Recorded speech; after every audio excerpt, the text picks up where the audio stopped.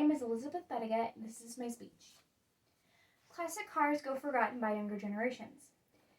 Bells and whistles are the most modern cars, outshine the elegance of cars from an earlier era.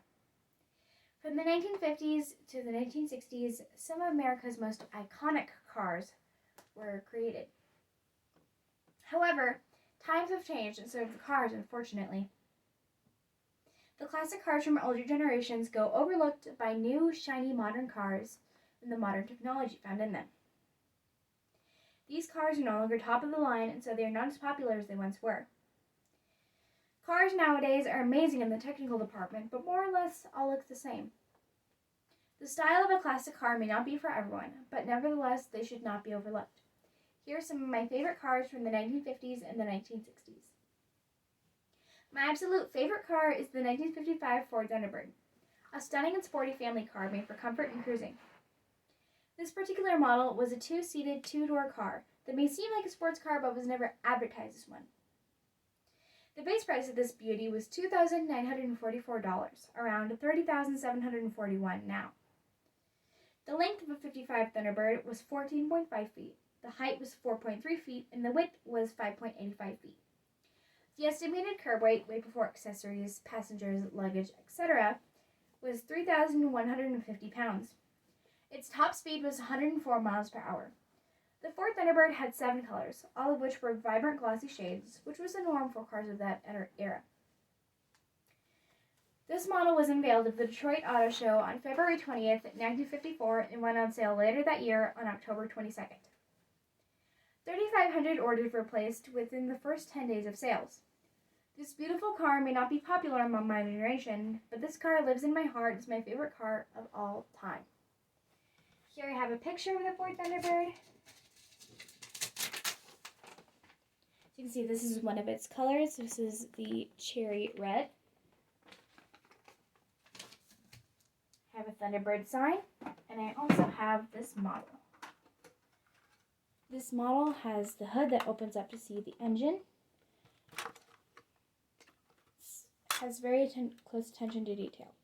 Here we have the trunk, as well as a hard top that you can remove to see the inside.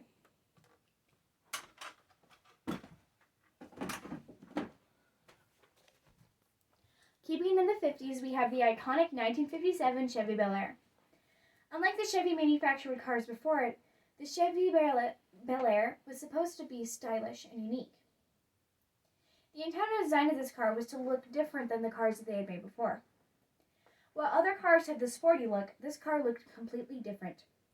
47,652 were produced, and the base price was $2,511, or $25,365 in today's amount. It had a length of 16.9 feet, a height of 5 feet, and a width of 6 feet. Its curb weight was 3,400 pounds, and had a fuel capacity of only 16 gallons. This car cleared a quarter mile in 17.5 seconds and went 0 to 60 in 12.9 seconds. Not very fast. This model had 2 doors, yet could seat 6. There were 16 different interior color combinations and 23 different seat and door color combinations. It made its debut as a luxury car in September of 1956 and had 3 models. This car was ahead of its time, but now goes forgotten. Here I have a miniature model of the Chevy Bel Air. As you can see, it's vastly different from the Thunderbird. It had its style. It had unique flares that set it apart. Next, we have a car known for its groundbreaking design, the 1956 Lincoln Continental. This car was said to have done the impossible task of making a heavy car with safety and the ability to drive wonderfully. This car weighed a whopping 4,825 pounds and weighed 5,190 with air conditioning installed. It had a height of 4.68 feet, had a length of 18.5 feet, and a width of 6.4 feet. Talk about a boat for a car. The base price for this beast of a car was $10,000 or $104,000 now. It was an extra $400 to $500 if you wanted power windows, 4-way power seats, a hardtop, and a plusher interior. It was introduced on July 25th, 1955 as an ultra-luxury car. It even won the International Design Institute Award, which is rarely ever given to a car. It came in 17 solid colors, 35 two-tones, and had 29 different upholstery colors. This beast changed the way that cars before it and after it were designed. With good reason. Here I have a picture of the Lincoln Continental. As you can see, this is also different from the Ford Thunderbird.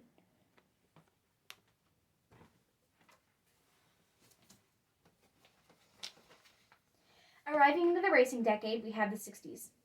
The next car is the 1965 Shelby Mustang GT3500. Introduced in 1964, this car was an instantaneous hit. 22,000 sales were made in the first day, and 100,000 were made in half a year.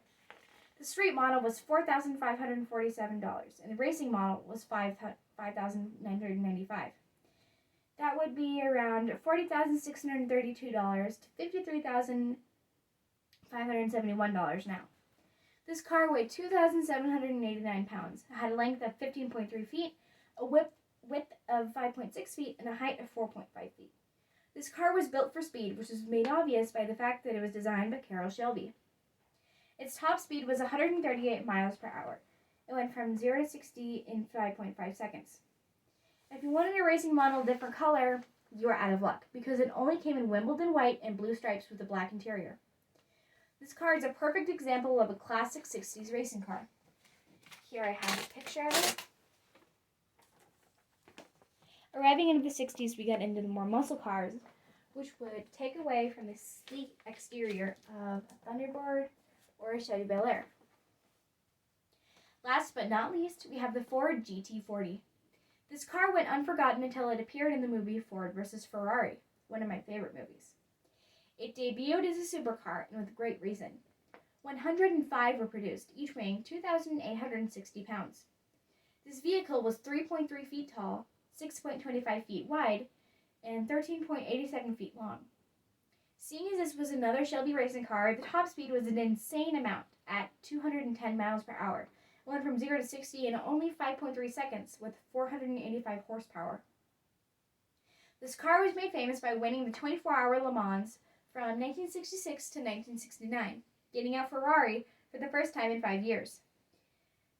The 40 in the name GT40 represents its short height at only 40 inches. 8 months of work went into these cars, yet they only took 2 days to crash during testing. Luckily, before the 1964 Le Mans, they were able to build more. Guess what happened to them? All 3 crashed yet again. Though these cars were insane in the speed and mechanics divisions, these cars were extremely unsafe. However, when Ford and Shelby returned, they won the race with these cars in a 3-way tie with all 3 Ford racers. Unfortunately, later on, 2 racers died driving them. Bob McLean died during the 12 hours at Sebring, and Ken Miles died in an engine fire during the testing. Though these cars were dangerous, there's no doubt that they are legendary. Here we have the Ford GT40. You can tell that it's obvious from any street car or sport car because of its sleeker stature.